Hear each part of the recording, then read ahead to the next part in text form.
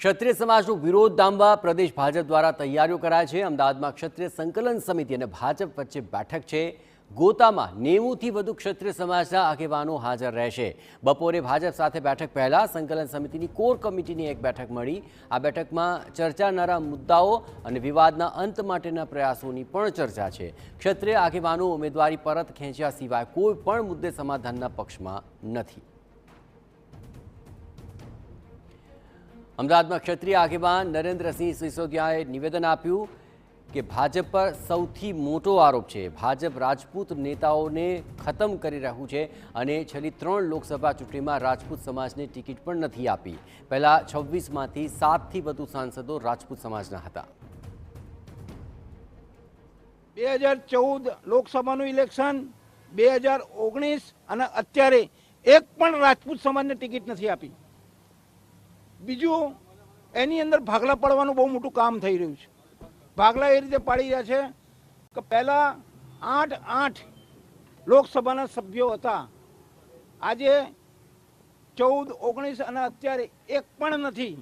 હવે આ બધાના પતાઈ દેવાનું કામ સતત ચાલી રહ્યું છે। આપણે જાણીએ છીએ ત્યાં સુધી તો આપણને ખબર છે આઈ કે જાડેજા સાહેબ, ભૂપેન્દ્રસિંહ ચુડાસમા, પ્રદીપસિંહ જાડેજા અને એક નવા ઉગતા કાર્યકર્તા સમાજના પ્રદીપસિંહ વાઘેલા, આ બધાને પતાઈ દીધા છે। હવે રાજપૂત સમાજે સૌથી મોટો આરોપ લગાવ્યો કે ભાજપ રાજપૂત સમાજને ખતમ કરવાનો પ્રયત્ન કરી રહ્યું છે કે 26માંથી એક પણ બેઠક રાજપૂતને લઈને નથી। અને એટલું જ નહીં, આ સમગ્ર મામલે સીધા આક્ષેપ પણ લગાવે કે ક્ષત્રિય સંકલન સમિતિની એક ગુપ્ત બેઠક પૂર્ણ થયા હોવાની માહિતી મળી રહી છે, જ્યાં એસજી હાઈવે પર ખાનગી હોટલમાં આગેવાનોએ એક બેઠક કરી હતી અને બેઠકની અંદર ચર્ચા વિચારણા કરી હતી। થોડી વારમાં ગોતા રાજપૂત ભવનની અંદર પણ બેઠક યોજાવા જઈ રહી છે, જેમાં અલગ અલગ જગ્યાએથી આવેલા ક્ષત્રિય આગેવાનો સંકલન સમિતિની બેઠકની અંદર પહોંચે, પરંતુ એક ગુપ્ત બેઠક હોટલની અંદર કરવામાં આવી અને એસજી હાઈવે પરની ભારતીય જનતા પાર્ટીના ક્ષત્રિય આગેવાનો સાથે બેઠક મળે તે પહેલા જે કોર કમિટીની બેઠક મળવાની વાત હતી, આગેવાનો સંકલન સમિતિના અહીંયા હવે ધીરે ધીરે પહોંચ્યા છે। તેમની સાથે વાત કરવાનો પ્રયાસ કરીશું। બાપુ, જે બેઠકની વાત હતી, બાપુ છેલ્લા 4 કલાકથી તમામ આગેવાનો છે તેમના ફોન બંધ આવી રહ્યા છે। ના, એટલે મીટિંગ અમારી ચાલુ હતી એટલે। અચ્છા, ખાસ કરીને કેમ આ ગુપ્ત સ્થળે આ બેઠક કરવી પડી, શું એવું કારણ થયું? ના, અમારે જે ઇન્ટરનલ ચર્ચા કરવાની હોય એટલે અલગ કરવું પડે ને।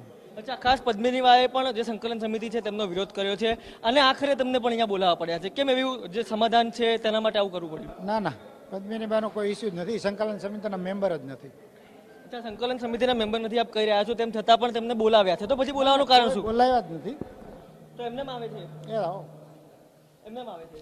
ના, એટલે આવી શકે ને, અમે ઓપન આપ્યું છે, કોઈ પણ સંસ્થાના પ્રતિનિધિઓ આવે। બાપુ, પણ ગુપ્ત જગ્યાએ મળવાનું કેમ કરવું પડે? અમારી ઇન્ટરનલ સ્ટ્રેટેજી બનાવવી એટલે ગુપ્ત જગ્યાએ કરવી પડે ને। સંકલન સમિતિના આગેવાનો છે તેઓ હવે જે રાજપૂત ભવન ગોતા ખાતે આવેલું છે ત્યાં પહોંચ્યા છે। 4 કલાક ફોન બંધ રાખ્યા બાદ હવે તેઓ પહોંચ્યા છે અહીંયા। પદ્મિનીબા વિશે તેમનું કહેવું છે તેઓ સંકલન સમિતિના સભ્ય નથી અને તેમને બોલાવવામાં પણ નથી આવ્યા, પરંતુ તેઓ અહીંયા આવી રહ્યા છે। તમારા પસંદ દીપક સેન સાથે રોનક વર્મા, TV9 અમદાવાદ। ગુપ્ત બેઠક થઈ છે, ગુપ્ત બેઠકમાં ગુપ્ત ચર્ચાઓ પણ થઈ હશે અને તેનું સીધું રિએક્શન આજે સંકલન સમિતિની રાજપૂત ભવનમાં જે બેઠક છે ત્યાં આખરે જોવા મળશે, પરંતુ ગણતરીની મિનિટો બાકી છે અને એ દરમિયાન હવે ચર્ચા શું વળાંક લે છે તે જોવું રહ્યું।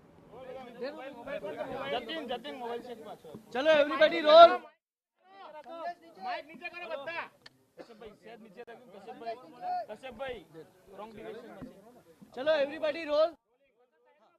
તૃપ્તિબા, આજે સંકલન સમિતિની બેઠક છે અને ભાજપના પણ ક્ષત્રિય સમાજના આગેવાનો આવવાના છે। ભાજપ સમાધાનના મૂડમાં છે, શું ક્ષત્રિય સમાજ સમાધાનના મૂડમાં છે?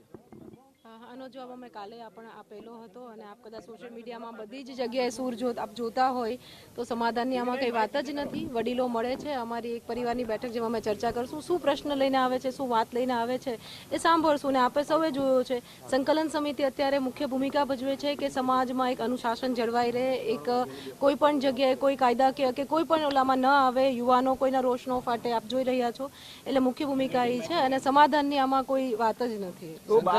થનારી બેઠક અચાનક કેમ રદ થઈ? ના રદ બેઠક કોઈ રદ નથી. આજે આપને કોઈ બેઠક કોઈ રદ નથી. સ્વાભાવિક અમે બધા કોર કમિટી ભેગા 12 ગામથી આવતી બધા આવતા હોય એટલે જમવાનું હતું, અહીંયા જમવાનું પોસિબલ એટલે અમે એક જગ્યાએ બેસીને સાથે જમ્યું છે. આમાં કોઈ મીડિયાથી છુપાવવાની કે કોઈ એવી વાત જ નથી. ના નિર્ણય નહીં તો તો આ 70 જણા મને સાંભળી લો, તમારી અલગ અલગ 70 સંસ્થાના આગેવાનોને અહીં બોલાવીને તમે બેઠક કરી હતી, ત્યારે બધી તમારી વ્યવસ્થાઓ જળવાઈ રહી હતી. તો આજે આ 12-15 જણા વ્યવસ્થા ના જળવાઈ બેન? તો વ્યવસ્થા તો જળવાઈ જ રહી છે ને. આપને સાંભળો, એનું એક કારણ આપને આપું. સોશિયલ મીડિયામાંથી જે કાલનું ફરતું રહ્યું ને, હું તો આપ સૌ મીડિયાકર્મીને પણ કહું છું કે બિનજરૂરી ઘણી બધી અફવાઓ ફેલાણી ક્યાંક ને ક્યાંક આપ લોકોની બધાની ભૂમિકાઓ થઈ. કારણ કે આપ સૌને જ્યારે અમે મીડિયા પર કહી દીધું, ગઈકાલે આપણે અહીંયા અમે પીસી બોલાવીને અમે કહી દીધું કે અમારું સ્ટેન્ડ ક્લિયર છે, છતાં પણ જ્યારે કોઈ વ્યક્તિઓ કહે છે તો આપ કહી શકો કે સંકલન સમિતિનો અસૂર હતો. સાંભળો, મીડિયાથી છુપા સાંભળો મને સાંભળો એની વાત નથી. સાંભળો કોઈના દોષ સાંભળો મને બોલવા દો.